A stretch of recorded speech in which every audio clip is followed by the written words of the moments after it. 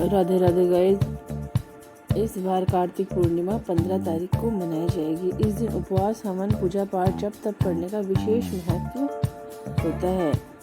कार्तिक मास की एक बहुत ही प्रसिद्ध कहानी है, चिड़िया की कहानी। वो इस प्रकार है। एक बार 4 चिड़िया थी।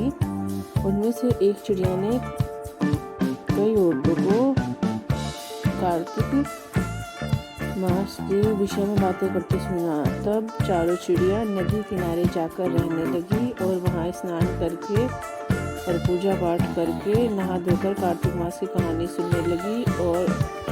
और प्रतिपदा वाले दिन उन्होंने दाल चावल इकट्ठे किए और आग जलाकर नदी के किनारे खिचड़ी चढ़ाई। तब सारी चिड़िया नहाने चली गई। उनमें से एक चिड़िया आई, उसने खिचड़ी की भाप को खा लिया और सो गई। उसके बाद दूसरी चिड़िया आई, उसने खिचड़ी का पानी पी लिया और सो गई। इसके बाद तीसरी चिड़िया आई, उसने खिचड़ी को खा लिया और सो गई। इसके बाद चौथी चिड़िया आई, उसने खिचड़ी की खुरचन को खा लिया और सो गई। फिर एक दिन तूफान आया। तूफान में चारों चिड़िया मर गई। इसके बाद जिस चिड़िया ने भाप खाई थी, उस चिड़िया का राजकुमारी के रूप में जन्म हुआ। और जिस चिड़िया ने पानी पिया था वह कुमार के घर पैदा हुई। और तीसरी चिड़िया ने ब्राह्मण के घर जन्म लिया। और जिस चिड़िया ने खुरचन खाई थी वह राजा के यहाँ हथनी बनी। फिर एक दिन राजकुमारी का विवाह हुआ। तब ब्राह्मण के घर जन्मी चिड़िया राजकुमार की मित्र बनी और कुमार के घर जन्मी चिड़िया राजकुमारी की दासी बनी। राजकुमारी ने विवाह करते समय अपने पिता को कहा कि मैं ससुराल जाने से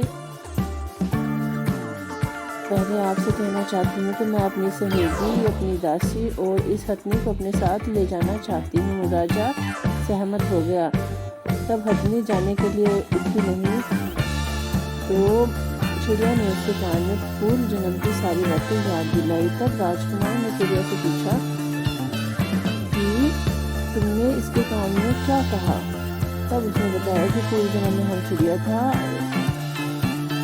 और इस जन्म में हमें कार्तिक मास की पूजा करने से मनुष्य जीवन मिला है। तब राजकुमार भी बहुत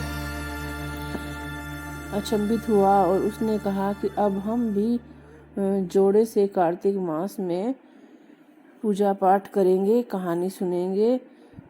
जब तुम्हें चिड़िया के जन्म से मुक्ति मिलकर मनुष्य का जन्म मिला तो देखो ये कार्तिक मास कितना पवित्र महीना है। तब उन दोनों ने निश्चय किया। दोनों ने जोड़े से पूजा पाठ की, कार्तिक मास की कहानी सुनी।